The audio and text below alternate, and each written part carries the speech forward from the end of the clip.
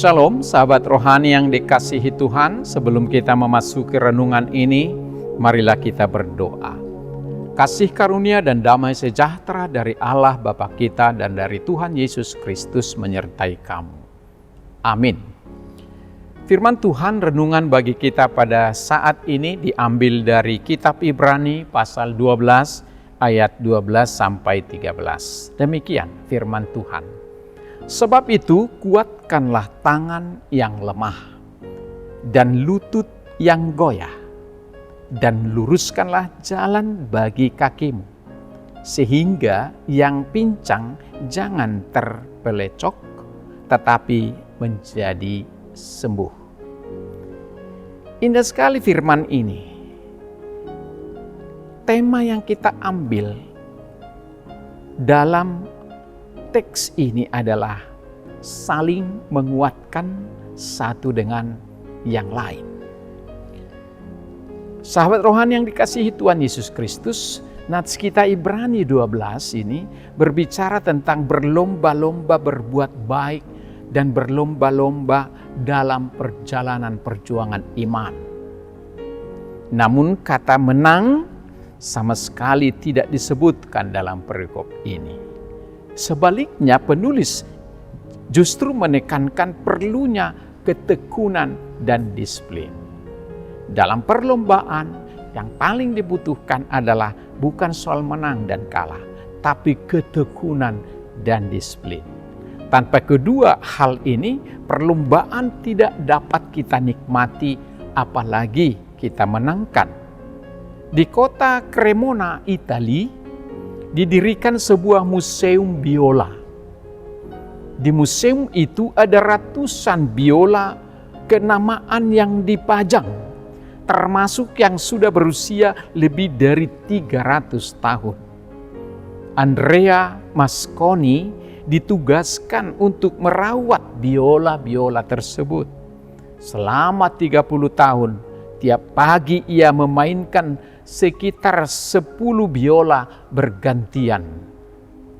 Tiap biola dimainkannya selama 6-7 menit. Tujuannya agar kualitas suara biola tersebut bisa terjaga dengan baik.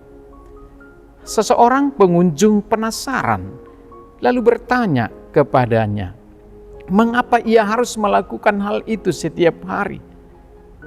Lalu ia tersenyum dan berkata, kayu biola itu seperti otot manusia katanya.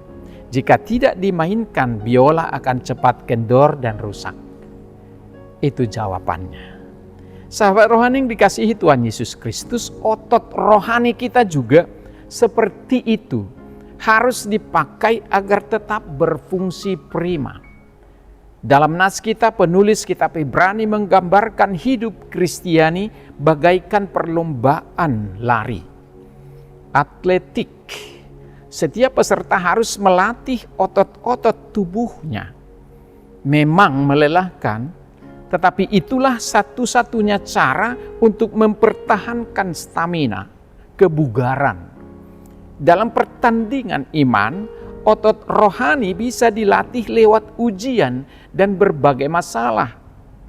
Kadang olahraga itu melelahkan dan menyakitkan, tapi itulah cara kita merawat kebugaran kita. Seperti itulah otot iman kita. Harus dilatih, diperhadapkan kepada suasana yang kadang menyakitkan supaya otot iman kita itu kuat. Terkadang Tuhan memberikan kita ganjaran-ganjaran tertentu. Tapi itu tidak membuat kita kalah. Kadang kita dibiarkan menghadapi berbagai masalah yang rumit, yang datang silih berganti. Di waktu lain kita diperhadapkan dengan ujian iman yang berat. Lewat semua itu, kita melatih kesabaran, melatih kepekaan, dan kebergantungan diri sepenuhnya kepada Tuhan. Tuhan mengajar kita untuk kebaikan kita, untuk menguatkan hati kita agar tetap bertahan dalam iman. sehingga kita meraih kemenangan pada akhirnya. Sahabat rohani yang dikasihi Tuhan Yesus, apakah Anda sering meragukan cinta kasih Tuhan ketika menempuh jalan yang terjal dan sulit? Pernahkah Anda merasa iri melihat orang lain hidup lebih nyaman, lebih berhasil, lebih bahagia, sedangkan hidup kita penuh dengan kegelapan dan kesulitan? Percayalah, Allah mengizinkan banyak persoalan yang datang kepada anak-anaknya karena Dia ingin anaknya terus terbentuk dan tumbuh hidup tangguh dalam perjalanan imannya. Seperti Andrea Masconi, setiap pagi Tuhan menggesek dawai hidup kita agar tetap berada dalam kondisi prima. Berjuanglah bersamanya. Allah tidak menganugerahkan kemenangan tanpa latihan dan perjuangan yang konsisten. Sahabat rohani yang baik hati, apa pesan renungan ini bagi kita? Selama perlombaan yang panjang ini dalam hidup kita, kita perlu bertekun sebagaimana Tuhan Yesus yang selalu bertekun menghadapi berbagai tantangan, penderitaan, memikul salib, bahkan sampai mati demi dan untuk mencapai garis akhir, yaitu kebangkitannya, meraih kehidupan yang kekal. Tuhan Yesus telah menjadi pemenang dan kini Ia telah menyediakan kemenangan itu bagi setiap orang yang percaya, yang bertekun, yang kuat sampai garis akhir memperjuangkan imannya. Semua orang percaya harus bertekun dan menyelesaikan tanggung jawab yang diberikan Tuhan sesuai karunia-Nya masing-masing. Jangan pernah mundur atau kendor oleh ada banyaknya tantangan di depan. Dalam buku Christine Doctrine, W.T. Corner menulis, ketekunan bukanlah sesuatu di luar iman sebagai sebuah syarat keselamatan. Ketekunan adalah sifat dasar dari iman. Jika iman tidak menghasilkan ketekunan, maka itu bukanlah iman. Bertekunlah sampai akhir, berarti tetap setia pada iman dan ajaran Kristus hingga akhir hidup kita. Menghadapi segala kesulitan dan pencobaan dan aniaya tanpa menyerah atau menyangkal Kristus. Dan pada akhirnya mendapatkan upah keselamatan dari Tuhan. Maka dalam Matius 24 ayat 13 Tuhan berkata, tetapi orang yang bertahan sampai pada kesudahannya akan selamat. Marilah pandanglah Kristus yang terpaku di kayu salib yang berkata, sudah selesai. Mari pandanglah murid yang menderita lebih berat dari yang kita alami sekarang, tetapi mereka bertekun sampai akhir. Marilah juga kita bertekun sampai akhir hidup kita. Teruslah hidup benar sekalipun mendapat cemooh. Teruslah hidup kudus sekalipun kita berbeda dari dunia.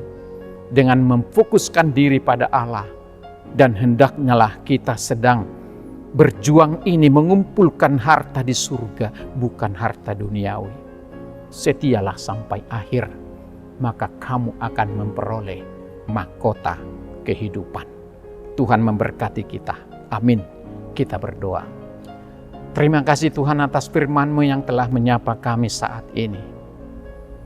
Tuhan mengajarkan kepada kami melalui hamba-hamba-Mu supaya kami saling menguatkan, saling menolong, saling menopang sebagai bentuk dari perjuangan iman kami agar kelak kami sebagai pemenang. Banyak sekali hambatan seperti dalam perlombaan pertandingan kepada iman kami. Banyak lawan-lawan kami yang lebih tangguh daripada kami. Dan banyak ujian-ujian yang menghempang di perjalanan kami, membuat kami terkadang lemah dan kurang yakin dan tidak kuat karena banyaknya penderitaan dan beban-beban kehidupan. Tapi oleh firman-Mu saat ini kami diingatkan, yang penting bukanlah kemenangan, tapi yang terpenting adalah kesetiaan dan keuletan. Biarlah kami menjalani hidup hari demi hari dengan tekun berada bersama dengan Tuhan dan selalu berdoa di dalam Tuhan dan menyerahkan segenap perjalanan hidup kami ke tangan Tuhan.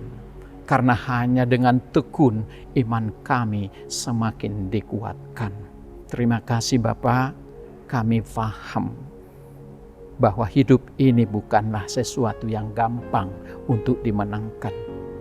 Namun bersama-sama dengan Tuhan, kami akan lahir sebagai pemenang. Karena Kristus telah memenangkan kami melalui kematian dan kebangkitan-Mu.